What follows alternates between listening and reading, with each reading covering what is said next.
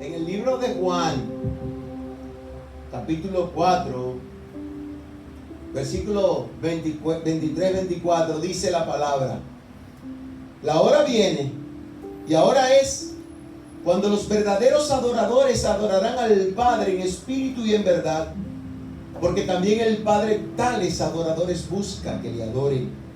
Dios es espíritu, y los que le adoran en espíritu y en verdad es necesario que le adoren. Yo quiero tocar una parte que no es el tema central del tema que está aquí, pero sí viene en el capítulo 4 del libro de Juan, y es el encuentro de Dios con la mujer samaritana. El Señor en un momento determinado sale cuando escucha que los fariseos dicen que Jesús bautiza más discípulos que Juan. Y dice la palabra que Jesús no bautizaba sino sus discípulos. Y dice que le era necesario pasar por Samaria. Y entró a Sicar.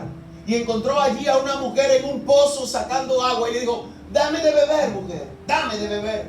Y la mujer le dice: pero ¿cómo tú me pides a mí de beber, que soy samaritana, cuando judíos y samaritanos no se llevan entre sí? Y hay algo que me llama la atención de Dios en ese aspecto, y es que Dios no le sigue la corriente a la mujer diciéndole porque hay una enemistad entre judíos y samaritanos. Él continúa hablando con ella y le dice: mira, si tú bebieras del pozo donde yo estoy recibiendo, tú no tendrías sed jamás. Entonces ella le dice: pero este pozo nos lo dio nuestro padre Jacob. ¿Cómo dices tú, si el pozo es hondo, que puedes darme agua? Él aún tampoco le replicó sobre que el pozo se lo había dado Jacob. Él no estaba en contiendas, él estaba en disposición de llevar la palabra. Y le dice a la mujer: mira, tráeme tu marido. No tengo marido. Bien has dicho, porque 5 maridos has tenido, y el que tú tienes ahora tampoco es tuyo. Parece que eres profeta. Si supieras el don del que está hablando contigo, bebería de esta agua que yo te daré para que no tengas sed jamás. Dame de esa agua, Señor, para que yo no vuelva a este pozo.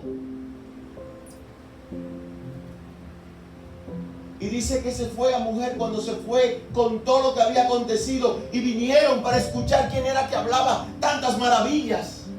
Y le dicen a la mujer: ya no creemos por lo que tú nos has dicho, sino que creemos por lo que hemos visto. Y ya no querían que el hombre con el cual tenían diferencia, que era judío, ya no quería que se fuera, sino que permaneciera con ellos. Permaneció 2 días con ellos, dice la palabra. Y así tenemos que hacer nosotros. No tenemos que ver la barrera que nos impide en un momento determinado, pobreza, color, la etnia, sino llevar esa palabra y no discutir, porque la palabra misma dice que la palabra no se discute. Entonces tenemos un tema en el día de hoy que se llama anhelo versus disposición. Yo no sé cuántos han visto. Hay un anhelo de servir a Dios, pero ¿cuánto está en mí la disposición de hacerlo? Es increíble cómo acontecen las cosas.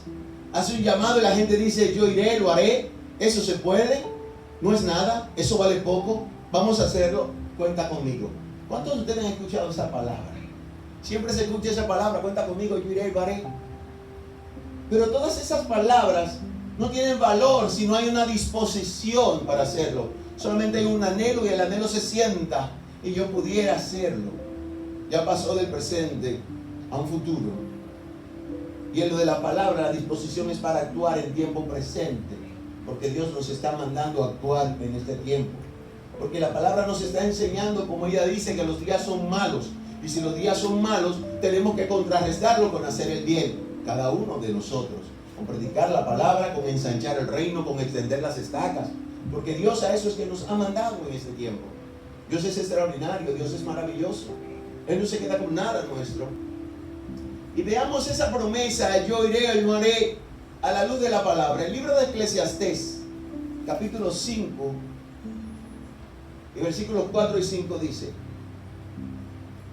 cuando a Dios haces promesa, no tardes en cumplirla, porque Él no se complace en los insensatos.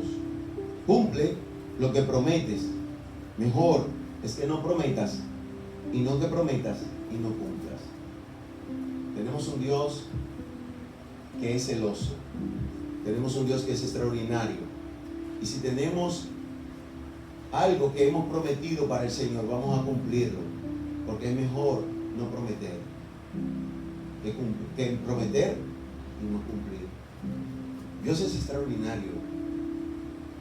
Nosotros servimos a un Dios grandioso que en ningún momento nos ha fallado. Nosotros fallamos continuamente, pero Él nos perdona. Por eso Él es muy misericordioso. Pero cuando nosotros ponemos en el corazón algo para hacerlo, no podemos desmayar, porque Dios es quien nos impulsa y nos da la fuerza para continuar. Nosotros venimos cada domingo a este lugar. Tenemos una semana completa para volver de nuevo aquí. Interrumpimos un día en la semana para tener un compromiso de reunirnos las mujeres en la mañana a través del WhatsApp, como decían ahorita, porque será predicado este evangelio a todo el mundo, luego vendrá el fin. El medio por el cual se predica el evangelio, como están llegando y alcanzando las almas, no importa si es a través del WhatsApp, el Zoom, porque los tiempos son malos, como dije ahorita. Pero entonces cuando los tiempos son malos, donde abunda la maldad, sobreabunda la gracia, y Dios abre fuentes extraordinarias a través de las redes sociales, no solamente para que el enemigo haga de la de él, sino para que Dios, en su abundante misericordia, permita que la palabra se ensanche. Y lo que usted recibe a través del WhatsApp como una buena noticia, usted puede seguirlo manifestando. Cuando dice eso reenviado muchas veces, que se ha reenviado muchas veces para cumplir el propósito de Dios en la vida de cada uno de nosotros, predicando la palabra. No reenviado muchas veces, porque hay muchas veces que lo que predicamos o lo que reenviamos es el morbo, lo que le gusta a la gente. Yo cuando eso llega, cuando yo veo que no produce absolutamente nada en otro, no lo reproduzco, yo lo corto. La disposición de nosotros es predicar el evangelio, la disposición de nosotros es ir y hacer discípulos a todas las naciones. Y la obra de Dios no es un juego, y muchas veces nosotros como cristianos creemos que realmente la obra es así. La obra no es un juego, es un compromiso. No es solamente venirnos a sentar en la casa de Dios, como decía, domingo tras domingo. Hay un trabajo, siempre lo he dicho, allá afuera que hay que hacer. La iglesia crece hacia afuera. De la única manera que nosotros podemos ver crecer la iglesia es poder despoblar las tinieblas para poblar el reino de Dios. Y de la única manera que podemos poblarla, ya nosotros conocemos la palabra, ya nosotros conocemos la verdad. Dios nos dice en el libro de Juan, capítulo 8, 32, ¿verdad? Y conoceréis la verdad, y la verdad nos hará libre. Nosotros lo conocemos porque está en el escudo de nuestra bandera, abierta la Biblia ahí, de par en par, diciendo esa palabra. Pero también te dice en el 35, y al que el Hijo del Hombre libertare, será verdaderamente libre. Y esta mañana proclamamos libertad en este lugar. En esta mañana se dijo que el Señor envió ángeles a recoger ofrendas especiales. Dispone en tu corazón a hacer la obra que Dios te ha mandado. Yo oigo poco amenes cuando hay disposición para trabajar en la obra. Y eso entristece al Espíritu Santo. El Espíritu Santo de Dios mora en cada uno de nosotros. Y nosotros nos levantamos en la mañana a buscar siempre un tipo de oración. Siempre ponemos a nuestra familia prácticamente en primer lugar en el tiempo de oración. ¿Y los otros qué? ¿Y los de afuera qué? Muchas veces he dicho, nosotros tenemos muchas necesidades básicas resueltas, gracias al Señor. Y esas muchas veces nos hacen olvidar las necesidades que otros están pasando afuera. Y hay un momento en que hay que tener disposición para trabajar la obra del Señor. Segunda de Corintios, capítulo 12, versículo 15 dice, vamos a ver un hombre que tenía ese fuego, esa disposición por la obra. Y yo con el mayor placer, oye, ¿cómo lo dice? Yo no estoy diciendo que usted va a ser como el apóstol Pablo, porque cada quien actúa conforme Dios pone en su corazón. Pero hay una disposición, porque la palabra dice, imitadme a mí, lo que has visto y oído, eso hacer. Dice el apóstol Pablo, y yo con el mayor placer gastaré lo mío, y aún yo mismo me gastaré de todo por amor de vuestras almas, aunque amando más, sea amado menos. El apóstol Pablo dice, yo gastaré lo mío. Y yo me gastaré yo mismo, dando mi amor por la obra. Pero yo no le estoy diciendo que tenemos que hacer como el apóstol Pablo, gastándonos, pero sí entregándonos a la obra. Porque la disposición de gastarnos, que a medida que nosotros trabajemos en la obra, es que eso va a ir naciendo en nuestros corazones. El apóstol Pablo no lo dijo porque lo digo. El apóstol Pablo lo dijo porque había tenido un encuentro con el Dios eterno. Porque había tenido un encuentro real que muchas veces muchos de nosotros no lo hemos tenido. El apóstol tuvo un encuentro de manera maravillosa y extraordinario que pudo haberle costado hasta la vida. En su vida le costó mucho la vista. Cuando él escribía de su propio puño y letra, decía: mira cuán grande os escribo, cuán letras tan grandes os escribo, porque casi no veía.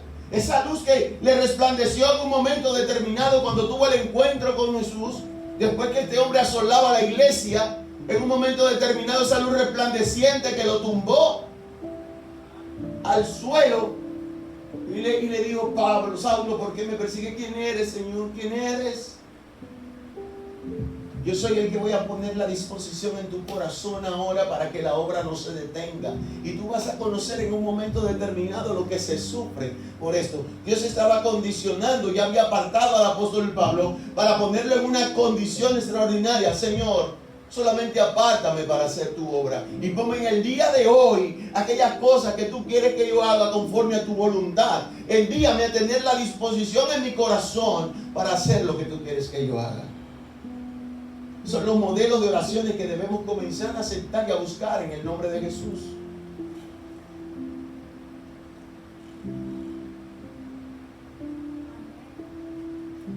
Gloria a Dios. El apóstol Pablo predicaba y sabía lo difícil que era lo que estaba haciendo. Y yo no voy a decir que en estos tiempos tampoco es difícil, porque también es difícil. Pero el apóstol Pablo jamás predicó con un buen calzado, jamás predicó con un saco, jamás predicó con aire acondicionado, jamás tuvo sillas cómodas en que sentarse. Y ellos hicieron ese trabajo, como dije, que han pasado por nosotros, para abrirnos el camino, para que hoy nosotros tuviéramos ciertas comodidades, pero se requiere de un esfuerzo y de una disposición.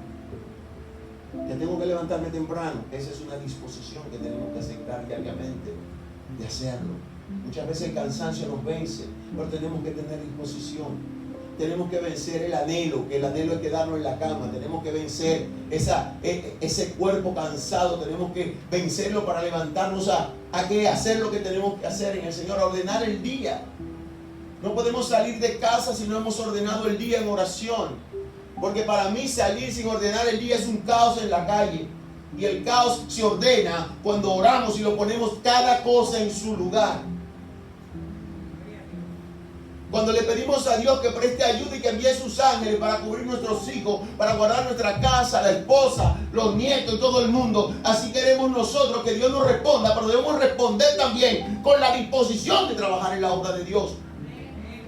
Él te dice: ocúpate de lo mío, que yo me voy a ocupar de lo tuyo. Yo lo recuerdo porque Él me lo dijo a mí: ocúpate de lo mío, que yo me voy a ocupar de los tuyos y de lo tuyo. Primera de Corintios 15:58. Así que, hermanos míos amados, estad firmes y constantes, creciendo en la obra del Señor siempre, sabiendo que vuestro trabajo en el Señor no es en vano. Hay un llamado ahí. Está firme en la obra del Señor siempre. Siempre. Estas mujeres, cuando están haciendo este trabajo de que se reúnen y dedican un tiempo donde hacen un stop de su día laboral y vienen y se reúnen, tienen la disposición de reunirse, y hay una hermana que dice: yo presto mi hogar, y ahí celebran una actividad y comparten una tarde de una manera especial. Pero ¿qué tal si esas 9 mujeres, yo no sé si la contaron, había 9 mujeres, qué tal si esas 9 mujeres comienzan a multiplicarse y a hacer la disposición en la obra de Dios? ¿Qué tal si ellas se multiplican y ya el lugar que hay que buscar sea más grande que en el lugar que estaban?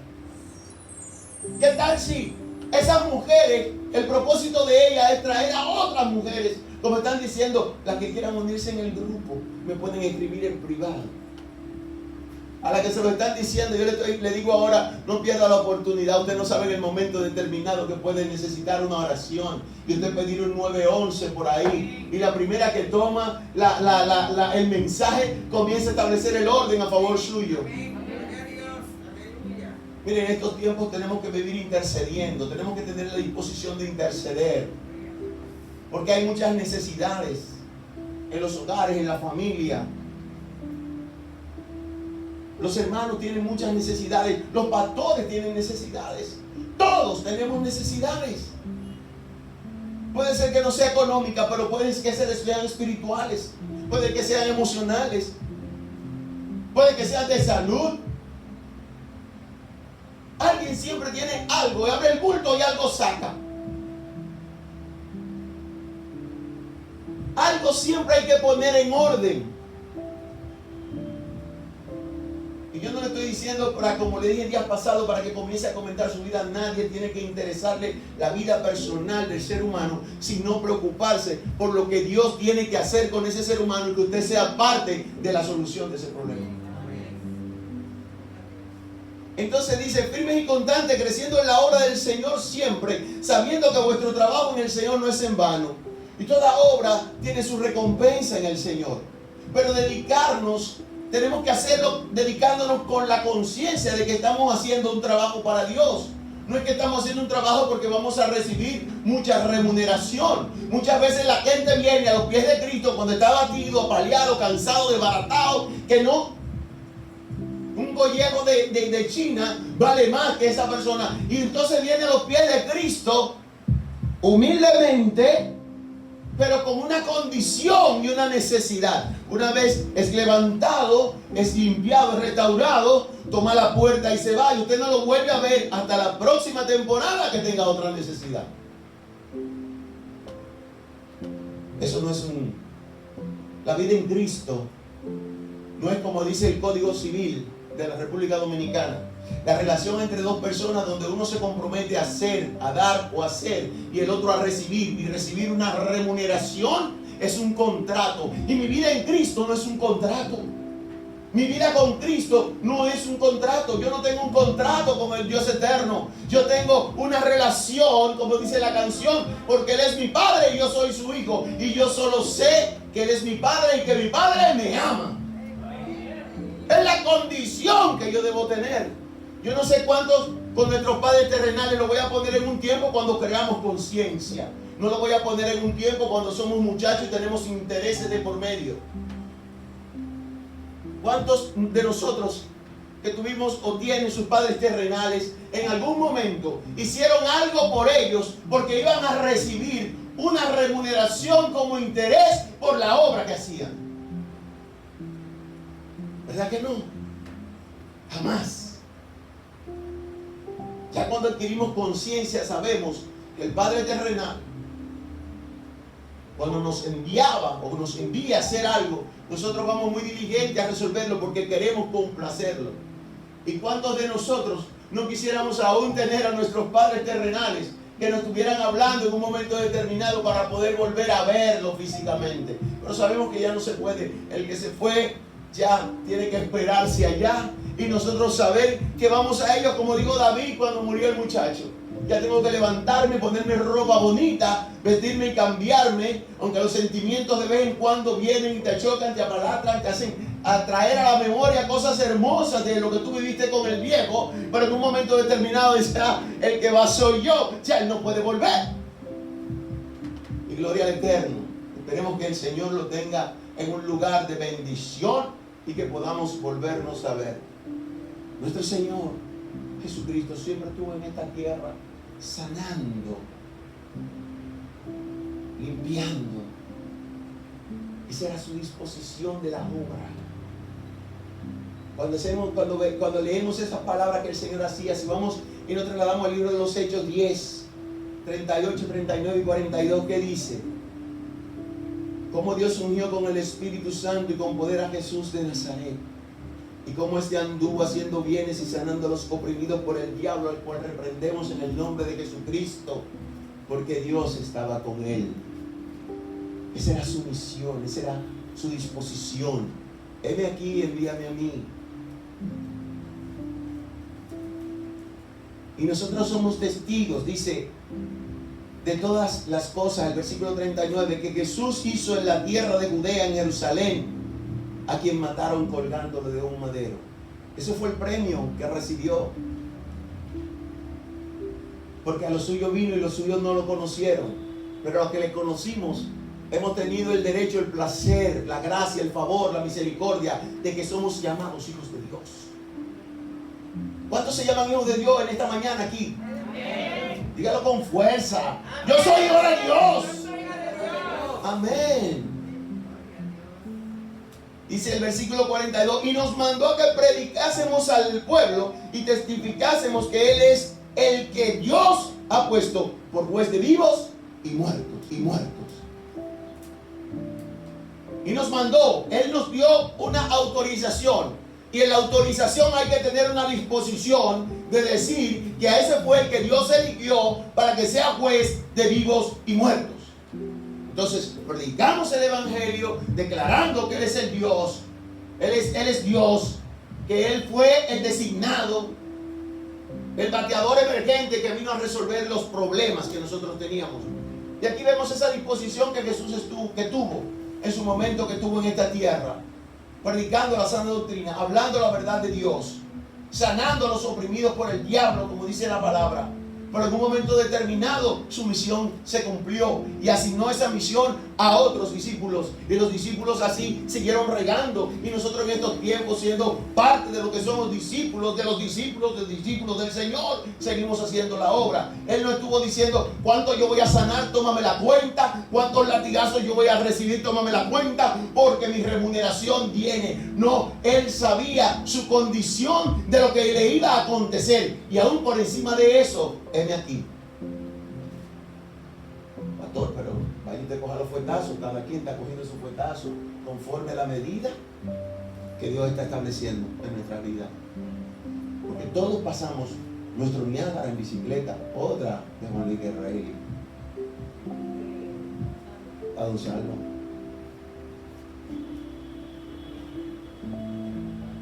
Allá anotando ahí. Él no dijo, yo voy a morir en la cruz y voy a recibir. No. Su bendición estaba establecida. Y Él no la hizo para que, de una manera u otra, tener una remuneración. No. Él cargó el castigo de nosotros, lo llevó ahí, en su cuerpo. Dice Isaías, por sus llagas nosotros fuimos curados. Qué disposición de un padre recibir las heridas que nos correspondían a nosotros para que nosotros fuéramos libres. Y siendo rico se hizo pobre, llegando hasta la muerte y muerte de cruz. Wow. Qué Señor tan maravilloso. Qué Dios tan amable que puso a su Hijo a padecer por cada uno de nosotros. Entonces, la disposición de servir es más fuerte que cualquier remuneración. Yo escuchaba ahorita, mientras adoraban, yo estaba delante y escuchaba a la hermana Mireya que decía, tu presencia me basta. Tu presencia me basta. Muchas veces nosotros no queremos la presencia, queremos primero el reino de Dios y su justicia. No lo queremos hacer primero, queremos la añadidura primero que la presencia. Y sin presencia no hay añadidura. Y sin disposición de trabajo no hay recompensa. Y sin labor tampoco la hay. No es que Él nos va a pagar por las obras, es que Él sabe de cada cosa que nosotros tenemos necesidad. Yo no sé cuánto usted entra en la presencia del Señor, ese tiempo glorioso y maravilloso en el cual usted entra y usted recibe una presencia de Dios tan hermosa que usted no quiere salir y abandonarla. y comienza el lloro y comienza el sentir los cambios en el corazón. Dios comienza a tratar con nosotros, y cuando Dios comienza a tratar con nosotros vamos cambiando, vamos sintiendo que nuestro cuerpo internamente se va transformando, que no somos nosotros, que es Dios en nosotros haciendo algo extraordinario.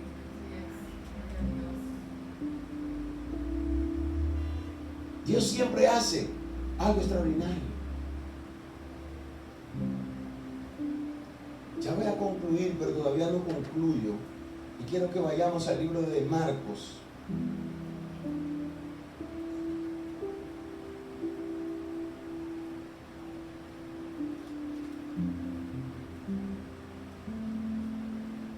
Capítulo 5.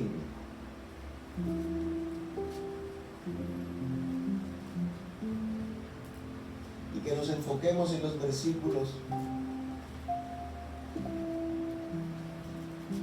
del 21 al 34. Ya con esto le voy a cerrar, pero no acabamos aún. Yo creo que dentro de hora y media nosotros podemos concluir este tiempo. Gloria a Dios.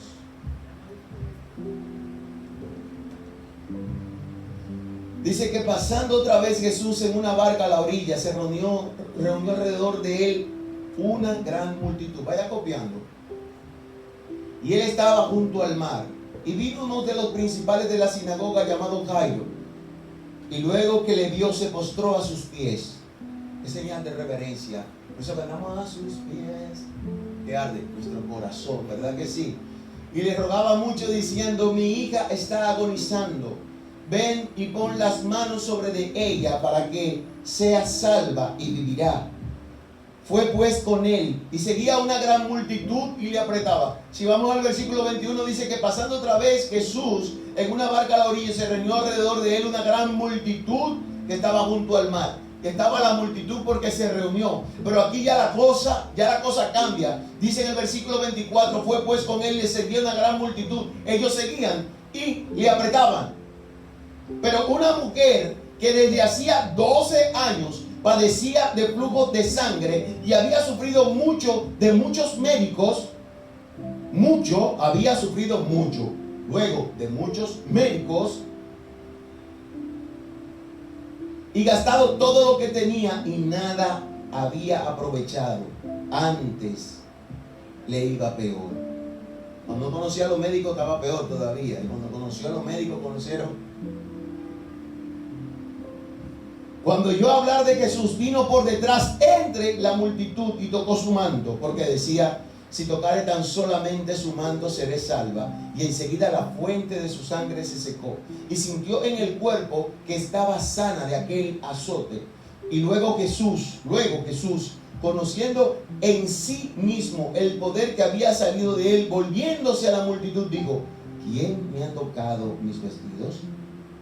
Sus discípulos le dijeron: ves que la multitud te aprieta y dices: ¿quién me ha tocado? Pero él miraba alrededor para ver quién había hecho esto. Entonces la mujer, temiendo y temblando, sabiendo lo que en ella había sido hecho, vino y se postró delante de él y le dijo toda la verdad. Y él le dijo: hija, tu fe te ha hecho salva, ve en paz y queda sana de tu azote. Aquí vemos una mujer que había padecido del flujo de sangre, pero estamos viendo dos condiciones. Viene un hombre y se acerca al Señor porque le dice que su hija está agonizando, que su hija está muriendo. Y él le dice y se va con él, le hace caso y se va. Pero dice que había una multitud. La multitud se había juntado y la multitud lo apretaba. Pero aquella mujer que tenía un flujo de sangre, un flujo menstrual de hacía 12 años y no cesaba. Estaba en un azote constante, estaba en un golpeo. Y usted se sienta a pensar en un momento determinado cómo era la vida miserable de esa mujer.